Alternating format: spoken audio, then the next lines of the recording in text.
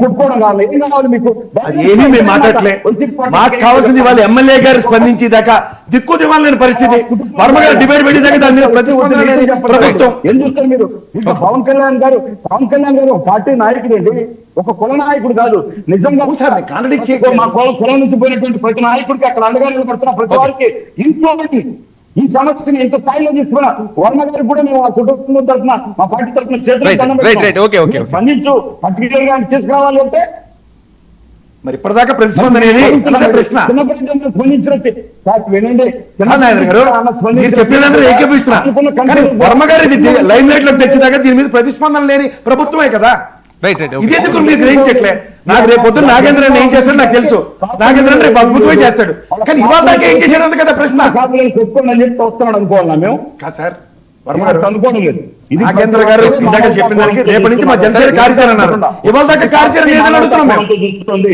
ప్రతి ఒక్కరు ఇది అన్యాయాన్ని చెప్తున్నారు, ఇంక్లూడింగ్ వైసీపీ గానీ విశ్లేషకులు గానీ అందరూ జరిగిన ఘోరాన్ని ఖండిస్తున్నారు. ఇప్పుడు మనం ముందున్న కర్తవ్యం ప్రభుత్వం నుంచి 10 రోజుల తర్వాత కర్తవ్యం, పార్టీల నుంచి ఎప్పుడు దసరా ఇది ఎప్పుడు కర్తవ్యం మనం ఆలోచించాలా కదన్నా. ఆయన ఆయుధ పూజ చేసుకుని ఆయన ప్రాణం తీసేశాడు. ఇవాళ మీరు ప్రతిస్పందిస్తామంటే ఏమనాలా? ఇదా ప్రభుత్వం? ఇన్స్టెంట్ రియాక్టివ్ మోడ్ ప్రభుత్వం దగ్గర చేయలేదు కదా ప్రశ్న. ఏమన్నారు గారు? వినయ్య ప్రసాద్ సార్, మీ మీద నేను వినండి ఒక మాట చెప్తున్నాను. నేను ఒక్క మాట చెప్తున్నా వినండి సార్. నేను అడిగితే ఏం చెప్తారు మీరు? ఎక్కడ పెట్టుకుంటారు? చాలా వాళ్ళ తండ్రిని కూడా చంపేస్తారు కదా పాపం, వీధులకు వచ్చి నిలుపుతాడు కదా. 5 సంవత్సరాల పరిపాలనలోకి వస్తే వివేకానంద రెడ్డి ఘోరంగా చంపితే ఏం చేసినాడు? అబ్బా మాట్లాడతారు. అది కోర్టు పరిధిలో ఉంది కదా సార్. మీ ప్రభుత్వం ఏం చేసింది 5 ఏళ్ళు? అదండి, సిబిఐకి ఇచ్చింది కూడా వైఎస్ జగన్మోహన్ రెడ్డి ప్రభుత్వమే కదా.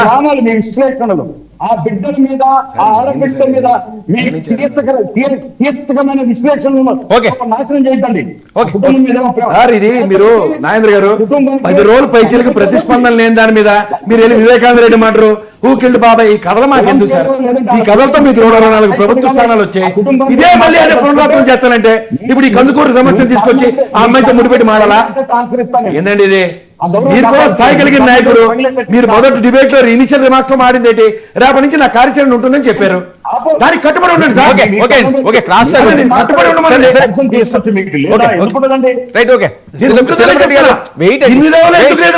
చిన్నప్పటి గారు రెస్పాండ్ సార్.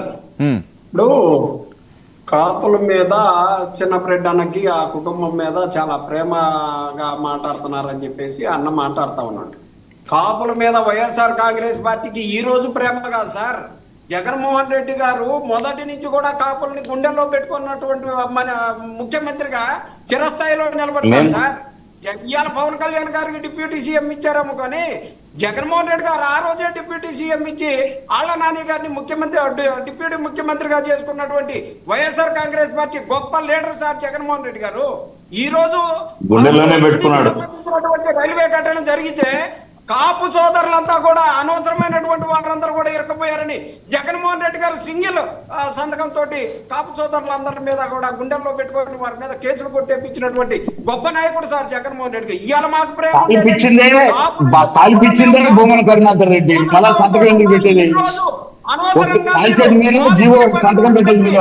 అదేదో థియేటర్ ఉంది దానికి తోడుపోయి ఇవాళ కాపు సోదరులు చనిపోతా ఉన్నారని చెప్పేసి ఆవేదనతోటి ఇవాళ కాపు నాయకులంతా మాట్లాడుతుంటే దానికి సంఘీభావంగానో లేకపోతే అది జరిగిందని సంఘటన గురించి మాట్లాడుతూ ఉన్నాం. కానీ కాపుల పట్ల ఎప్పుడూ వైఎస్ఆర్ కాంగ్రెస్ పార్టీకి మా నాయకుడికి ఖచ్చితంగా 100% ప్రేమ ఉంది.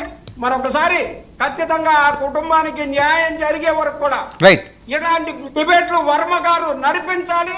ఖచ్చితంగా వర్మ గారి ద్వారానే ఆ కుటుంబానికి న్యాయం జరిగిందన్న వార్త ప్రజలకి చేరాలని చెప్పేసి కోరుకుంటా ఉన్నాం. ఓకే అజయ్, ఇప్పుడు జగన్మోహన్ రెడ్డి గారు వస్తారా? వర్మ గారు జగన్మోహన్ రెడ్డి గారు వస్తారా? అసలు ప్రభుత్వంలో ఉన్న చంద్రబాబు నాయుడు గారు సరే ఓకే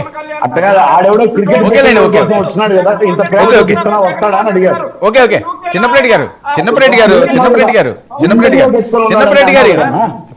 ఇప్పుడు మనకి న్యాయం కాదండి. ఎవరన్నా వాళ్ళు పాపం పుట్టెడు దుఃఖంలో ఉన్నారు, న్యాయం చేయడానికి అందరం మాట్లాడదాం. అజయ్, వర్మ గారు నేనేమన్నానంటే సార్, ఒక కుటుంబానికి అన్యాయం జరిగింది, ఒక ఆడబిడ్డకు అన్యాయం జరిగింది, 2 ఆడబిడ్డలు ఉన్నారు, ఆడబిడ్డకు కూడా సార్ మనం డిబేట్లలో కూర్చొని అరుచుకొని లేకుంటే ఆ బిడ్డకి న్యాయం చేయాలా, ఆడపుత్రికి న్యాయం చేయాలా, ప్రభుత్వం న్యాయం చేయాలని అందరం మాట్లాడుతున్నాం కదా సార్. మనం అందరం ఇక్కడ కూర్చొని సార్ ఈ రోజు నేను టీవీ 99 ద్వారా మిమ్మల్ని కానీ, లేకుంటే పెద్దలు కేఎస్ ప్రసాద్ గారిని కానీ, లేకుంటే చిన్నపరెడ్డి గారిని కానీ, లేకుంటే నాగేంద్ర గారిని కానీ, ఈవెన్ నాతోటి సహా సార్ మనం కూడా ఒక కాంట్రిబ్యూట్ చేయొచ్చు సార్ ఆ కుటుంబానికి. ఈరోజు 99 ఛానల్ కూడా మీరు కూడా లైవ్ లో చెప్పేసేయండి, 99 ద్వారా మేము ఆ కుటుంబానికి ఇంత చేస్తున్నాం. ఈ రోజు కేఎస్ ప్రసాద్ గారు పెద్దలు చాలా బాగా మాట్లాడతారు కదా, ఆయన కూడా ప్రకటించమనండి. ఆ కుటుంబానికి ఆడబిడ్డలకి మేము ఇదిగో చదువుకో దీనికి ఇంత న్యాయం చేస్తాం సార్. ప్రభుత్వం చేస్తుంది కానీ ఆ కుటుంబం గురించి రోజు మనం అందరం మాట్లాడుతున్నాం కదా, బాధ ఉందని మనం కూడా కాంట్రిబ్యూట్ చేయాలి సార్. సర్లేండి, ఎవరికి తోచిన సాయం అందరూ చేయండి, అదేం తప్పేం లేదు. తప్పే ఉందా? కుటుంబాల గురించి మనం మాట్లాడుకుంటున్నాం, అన్యాయం జరిగిన ప్రతి కుటుంబం గురించి మనం మాట్లాడుతున్నాం, టీవీ డిబేట్లు పెడుతున్నాం, మనకి వ్యూవర్షిప్లు వస్తున్నాయి, టీఆర్పీ రేటింగ్లు వస్తున్నాయి, ఛానల్లో మీరు మాట్లాడతారు, నేను మాట్లాడతా, ఆయన మాట్లాడతాడు, కేఎస్ ప్రసాద్ మాట్లాడతాడు, ఇంకొకరు, అందరూ మాట్లాడుతున్నాం దాని గురించి. కానీ మన మాటల వల్ల కుటుంబానికి న్యాయం జరగదు సార్. మన మాటల వల్ల కుటుంబానికి న్యాయం బాధ వస్తుంది కానీ మాట్లాడితే ఎవడే చెప్తున్నాడు.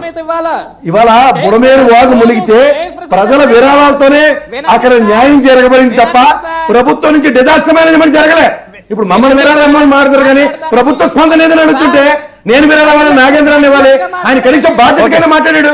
రేపు పొద్దున మా పార్టీ ప్రతిస్పందిస్తే చేస్తుందని ఇండివిజువల్ గా మేము ఏం చాటింగ్ చేస్తాం మీకు చెప్పాల్సిన అవసరం లేదు. మేము చేసి తీరుతాం, ఖచ్చితంగా చేయగలుగుతాం, మా చేతనం చేసి తీరుతాం అమ్మాయికి. అంతేగాని ప్రభుత్వ పరంగా ఏం చేస్తానని ఓ అధికారి ప్రతినిధి హోదాలో వచ్చినప్పుడు సాటి అధికార ప్రతినిధి చెప్తాడు, రేపటి నుంచి మా కార్యాచరణ ఉంటుంది. దీని మీద నీకు నియమ నియమాలు లేనప్పుడు ఏం చెప్పాలి మీతో? దిక్కుదోవడం లేదు. సరే ఓకే, లేదు ఎవరు ప్రయారిటీలో లేకపోతే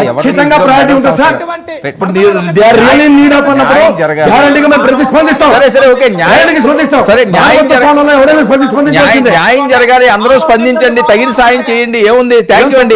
థ్యాంక్ యూ సో మచ్ అండి అజయ్ గారు, చర్చలో పాల్గొన్నందుకు థ్యాంక్ యూ అండి.